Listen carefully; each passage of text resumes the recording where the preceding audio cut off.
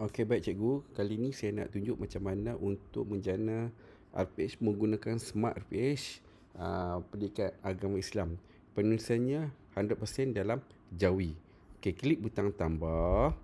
Okey, kemudian pilih minggu lah. Tarikh, saya nak buat contoh tarikh, saya nak buat hari Jumaat. Masa, cikgu pilih masa yang berkaitan lah. Okey. Kelas pun cikgu boleh pilih, boleh masuk kemudian.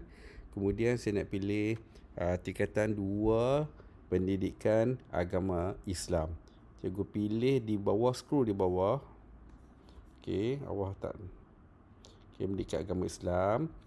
Okey, klik pada butang ni. Boleh pilih lebih pada satu. Ni contoh saja. Kemudian cikgu pilih SK, SP. Okey, template telah dijana automatik kurang pada 1 minit, kurang 1 saat. Okey, ni aktiviti objektif kriteria kejayaan. Di bawah adalah aktiviti menggunakan pembelajaran terbeza. Ini elemen perentas kurikulum. Okey, ini cikgu boleh pilih lah draw list ni, tak ada masalah. Tapi akhir sekali penulisannya semua 100% dalam Jawi. Kemudian catatan, cikgu letak catatan PDBC berjalan. Cikgu boleh type. Ini custom, cikgu boleh custom. Ini masukkan jumlah murid. Kemudian kalau dah pasti okey, tak ada masalah, cikgu boleh edit juga, tak ada masalah. Kalau cikgu dah pasti, klik pada simpan RPH. Klik simpan, berjaya. Okey, RPH cikgu akan dipaparkan di bawah ni, hari Jumaat.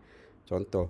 Okey, macam mana kita nak tengok RPH, klik pada cetak, klik papar RPH. Okey, bila cikgu klik papar RPH, dia akan keluar semua RPH yang cikgu buat. Okey, kita pergi ke RPH ni. RPH pendidikan Islam. Automatik dia dah dijana. Okey, tak ada masalah. Settle masalah cikgu. Kurang dari 1 saat. Sekian, terima kasih.